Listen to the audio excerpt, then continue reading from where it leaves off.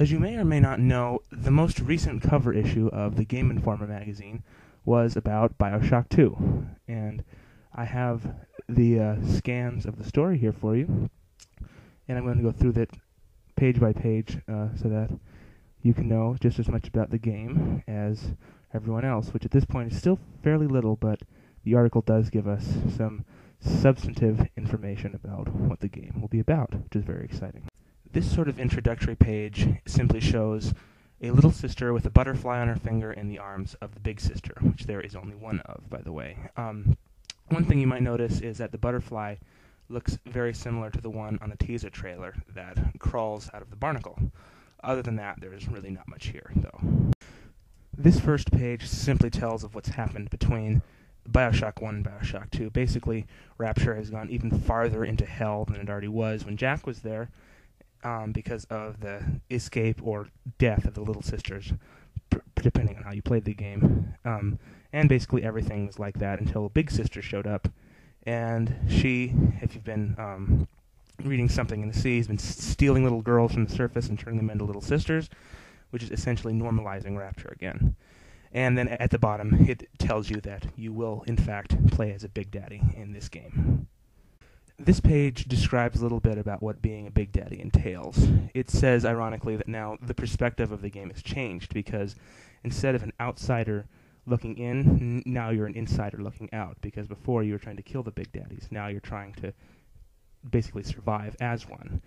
It says that you will have everything and more that the Big Daddies had in the last game. You'll have the bouncer's big drill, which can be used to smack and drill people's faces, and you also have the shoulder dash, which he does so amazingly in the first game.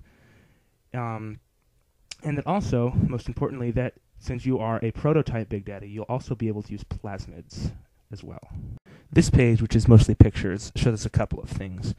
The text up in the corner says that Bioshock 2 will have more character awareness, sort of like in Mirror's Edge, how you always knew where your feet were. Next to that is a picture of a rivet gun that the Rosies used in the last game, and you'll use in this game. And on the bottom we see the player using Incinerate and a big drill at the same time, which indicates you'll use plasmids and weapons at the same time. He's about to either burn or auger some poor idiot's face. This page talks a little more about the plasmids, and about how they've been upgraded in practically every way for Bioshock 2. Like, for instance, instead of simply becoming more powerful when you purchase advanced versions of them, they also do different things. The example they used is Incinerate, which becomes like a fireball launcher, and then at its highest stage essentially becomes a flamethrower. It also goes on to say that you'll be able to either combine plasmids or combine plasmids and weapons, and this basically diversifies the game incredibly, because it allows everybody to play the game in the way that they want to, and essentially makes no two playthroughs the same.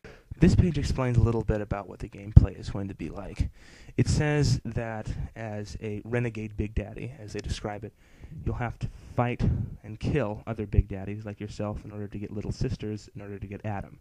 And once you do this, you can basically either kill them, like in the last game, and get the Adam slug out of their stomachs, or you can adopt them and go around like the Big Daddies in the first game and harvest Adam from corpses, which will, of course, make splicers come and try to kill you and whatnot.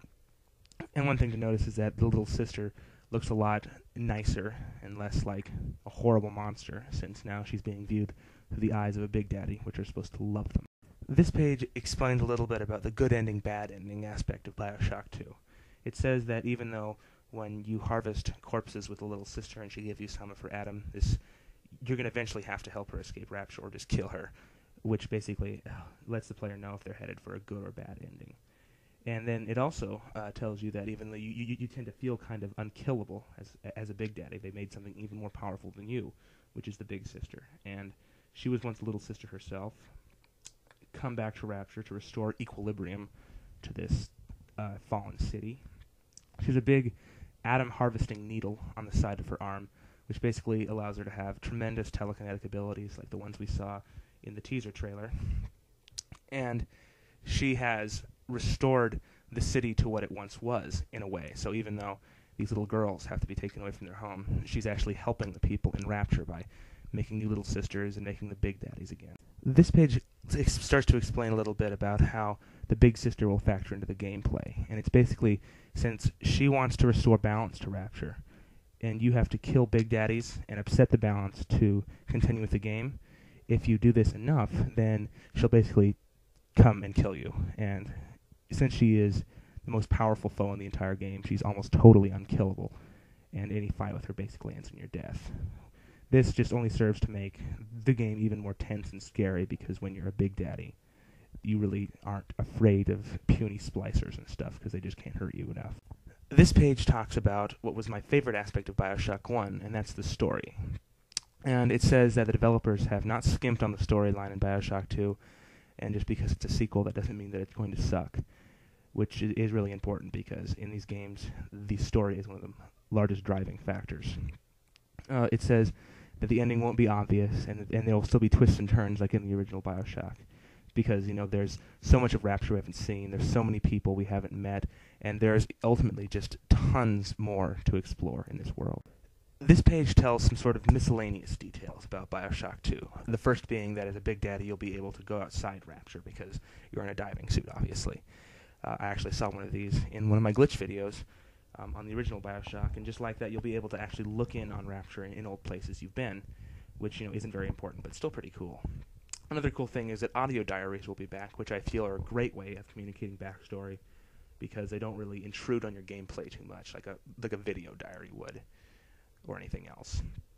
Unfortunately, the concept of the Vita Chamber returns, which I really am kind of disappointed with, because the concept of coming back with nothing wrong with you really doesn't make death a problem. It just sort of annoys you now, and so there's really no incentive to stay alive anymore. You can just go up and hit something with a wrench and then just be revived the second after you die, and just go and hit him with a wrench again. So there's really no point anymore.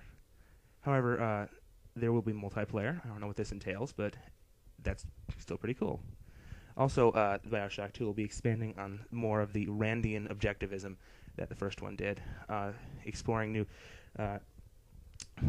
philosophical depths as the first Bioshock did. And once again, this is not neglecting the storyline, which I believe is very important for this game. So in conclusion, I have such amazingly high hopes for Bioshock 2, and I hope it will be just as good or better than its predecessor.